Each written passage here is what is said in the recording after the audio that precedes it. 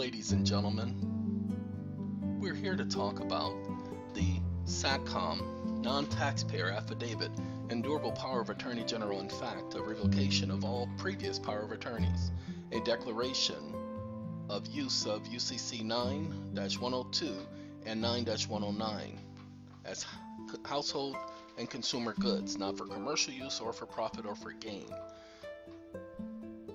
It has a notice of intent. It comes complete with certificates and other equitable titles. We'll be introducing this. This was the affidavit that we were using for our SatPak 1s, SatPak 2s. This affidavit will be revamped and it will be put out for a different pack, not a SatPak, but a different pack. Well, it'll accomplish the same thing and it will include an arbitration clause. We'll make that available for individuals in the future. However, at this present time, we're going to talk about the SatPak 1, the SatPak 2, and the SatPak 1X. Now, previously we've done videos talking about the SatPak 1 and the SatPak 2, but we have not talked about the SatPak 1X. So what you need to know in this demonstration and presentation is that the SatPak 1X includes everything that the SatPak 1 and the SatPak 2 included. The SatPak 1 includes everything that the SatPak 2 included. However, the SatPak 2 does not include most of the items in the SatPak 1 and most of the items in the SatPak 1X.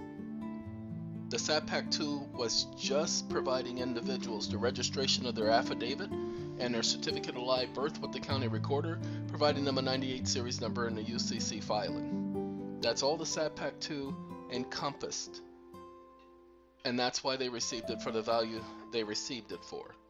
However, the SatPak 1 included the 98 series number, UCC filing, incorporation into the trust of the organization, and being placed in the pool, which we call the Sat Pool, which is $1.5 million or $1.5 million that individuals with their SatPak are placed in individually, one SatPak per party, and it's divided amongst that group depending on the time frame for which they were placed into that group. Each of those programs have been discontinued, including the SatPak 1X. What did the SatPak 1X include? Well, to reiterate what was on our site, the SatPak 1X included the power of attorney, as you see here, notifying and certifying that the individual was a non-taxpayer, whereby the power of attorney showed the natural person being the one who controlled the securities, controlled the estate. Why? Because at an individual's 18th birthday, they get to disaffirm all contracts made during infancy. Trust agreements are contracts, including the blind trusts that were created while an individual remained in infancy. It was also a declaration declaring the person's status. Then it included a notice of intent. Why? Because there are certificates and equitable titles. It was a matter of equity. This is the actual PDF that was sent to individuals. Now what we're going to do is we're not going to cover the whole application. Why? Because this is 17 pages, a total of 15 pages in PDF form. But the application is 16 pages, a lot of wording. There were things left in the application that were incorrect and left that way on purpose. People say, well, why would you do something like that? That's not right. Well, the reason why we would leave things incorrect on purpose within the body of the presentment is because it's an affidavit. An affidavit is a statement of first-hand knowledge of information. Most people commonly just sign things saying, I agree to this and I agree to that, and they don't read the details. Ladies and gentlemen, you do not want to sign an affidavit without knowing what the affidavit says. And that's what most people were doing, just signing affidavits just to be signing them. No, we want people to read. So the first question people ask is about this identification number. What do I do with the identification number? That's this number right here. This is the number you make up. You want it to be at least 26 digits long, and you make it up. And that becomes your number. You create your own number. Then we had the individual, this right here on the regular document, you just get rid of that picture and put your picture there. Copy and paste your picture and put it in the framework. Now, a lot of people were having problems with things like this because they didn't know how to do it. That's a YouTube thing. This is your identification that you're creating. Okay? What we provided was the information of what needed to be done.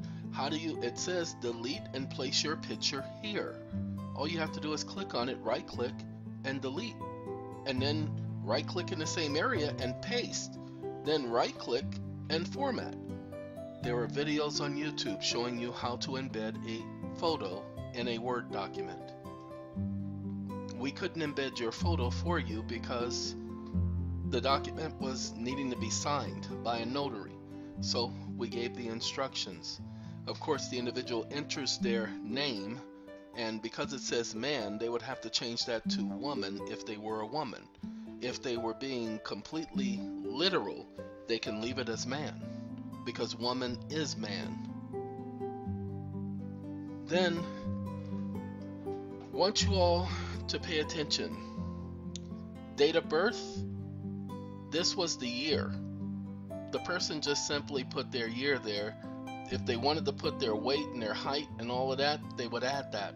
You don't, it's not necessary to put your weight, height, and hair color. That's completely up to you, but we left that there to let you know that this is identification. The next, date obtaining age of the majority. The current document says the majority. And you put the date of your 18th birthday. And if it was 1845, 1830, 1815, then that's what you would put there. The date that you were 18. Now, it says you create this number. Many people were asking, what's this number? That's your document number. Okay, that's the certificate number. That is the number you create. Now, private citizen, non-taxpayer is defined in statute. Then you put the social security number here. But we've done several videos explaining this to people, and we forgot to tell people that they need to go back and look at those videos regarding that. Every license, every ID must have an expiration date. You can make it for 50 years, you can make it for 300 years. I remember I did expiration date on an ID that I created, and it was 3099 AD. Yeah, over a millennia for now. Almost 2 millennia, because it was 3099. Why? Because it's an expiration date. The law just requires that there be an expiration date. Now, a lot of wording, as you can see here, and a lot of times you just have to copy and paste your name. Well, those who were more savvy, all they had to do was go to replace, put in what was there, and then in the section for what they were going to change to, put in what they wanted to be, and they could change it throughout the entire document instead of just going one by one by one. But the best way for a person to have completed this is to have gone over every single line. Again, this document has been redone for the Q pack, and we're going to redo this document again for the new pack that we're going to be creating. I don't want to give it a corny name, and so that's why you haven't heard us come up with a name of the pack that we're going to associate this with. But this is going to be considerably less, and it will include an arbitration agreement. Okay, but it will not include all of the features of the SatPak 1, 1X, 2. And it definitely won't include all the features of the Q-Pack. These are things that you should be aware of. Okay, we shall continue. This is where you enter the date and information of your parents as best you can. If the information doesn't apply, there's a section here where it talks about township and things like that regarding the birth certificate. Ladies and gentlemen, if the information does not apply, then you simply don't put it. Sorry, give me a second to see if I can find it. It's in 2 sections. So I do know it deals with the birth certificate in 1. Oh, and notice of resignation of registered agent. They're saying that you are representative of a foreign corporation. Well, the law requires you to resign. So this is your resignation letter. Okay, and then you have a statement of duress that's also within the letter. Then we talk to people about an assumed name. This is you letting the government and everyone else know that you are operating under an assumed name. That assumed name is the all capitalized name. It's included in the affidavit. Notice what it says. I am the owner. Now this is the part that talks about the township and all of that. Ladies and gentlemen, if you don't know what the tax rate area is, delete that. If you don't know what the cluster is, delete that. If you don't know what type of region it is, delete that. If you don't know what type of property it is, then you just leave it as commercial. It really is that simple. Now, what is the next difficulty people have been having with this document? And then we're going to go ahead and explain what the packs were about so that everybody will have an idea. This is the collateralized information that most people are going over. We're going to skip down. We talk about the Gold Repeal Act and all that wonderful stuff that took place. Then we have the collateralized agreement information. Ladies and gentlemen, this right here is for your benefit.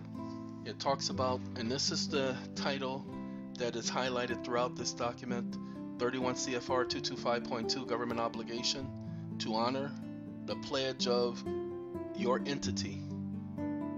Okay? It tells you how government obligations are to be handled according to the Internal Revenue Manual. This is not the information that is common knowledge to most people, but they should know these things.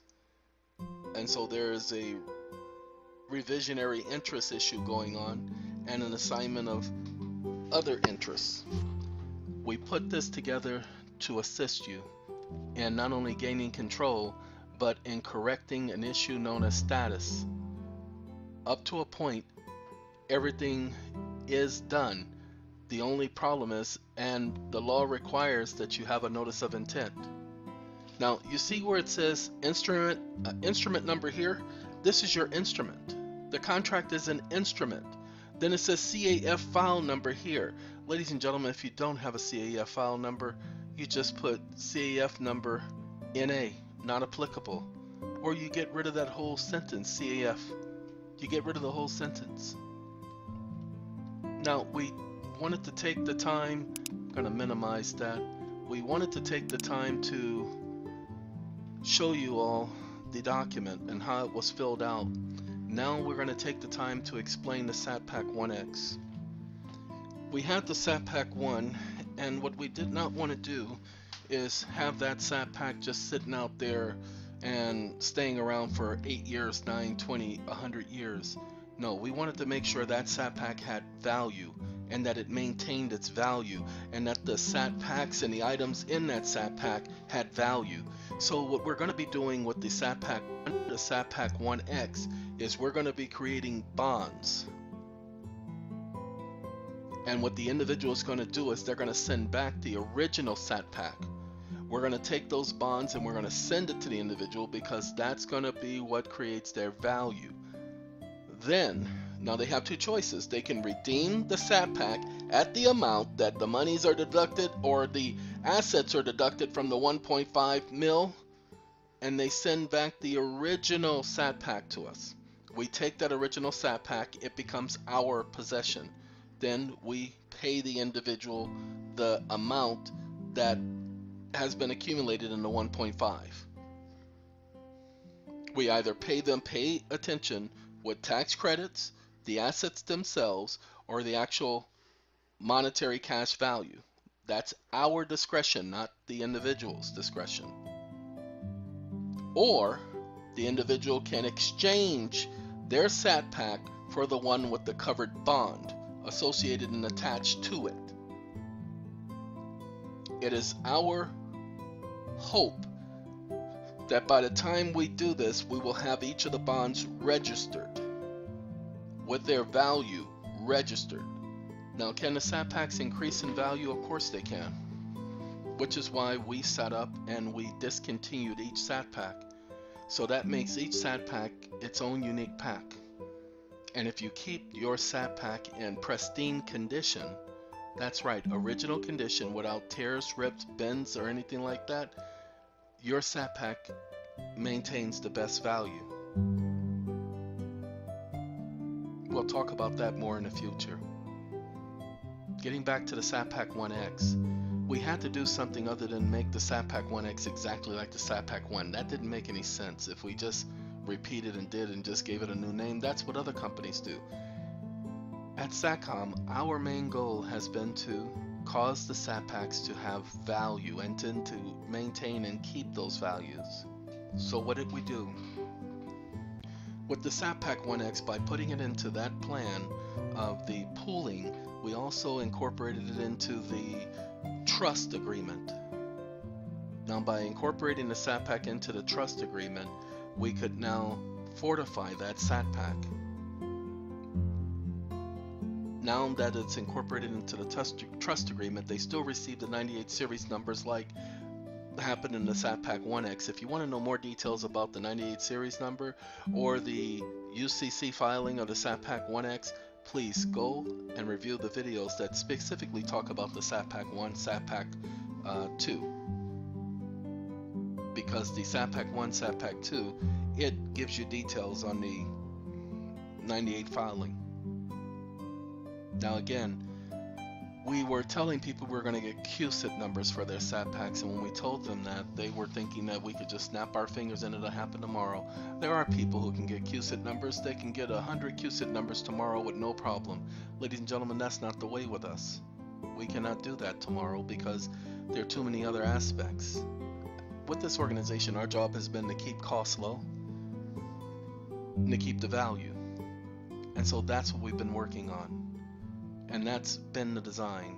So the SatPak 1X, it is the value that the SatPak 1X has, and the fact that the individuals get to do the exact same what they get to do with the SatPak 1 is to redeem it after a certain period of time. Please visit our website on the programs page and look under SatPak 1X and see everything that the SatPak 1X includes. This is what we've offered our clients. Again, we've suspended the program because we needed to keep the value of the SatPak 1X. Ladies and gentlemen, thank you for taking the time to listen to us explain the SatPak 1X, the particulars of the affidavit that accompanied the SatPak 1X. Because the SatPak 1X application was slightly different than the SatPak, the original SatPak. This one included certain other information, including the highlighting of the household goods and other information that was not included in the SatPak 1s. That was done intentionally. Each SatPak was its own particular nurtured beast, so to speak. Well, thank you once again, everybody, for joining us talking about the SatPak 1X. Tomorrow, we'll be talking about the SatPak 2X, SatPak Prime, the SatPak Plus. Thank you once again, everyone. Have a very good day. Goodbye.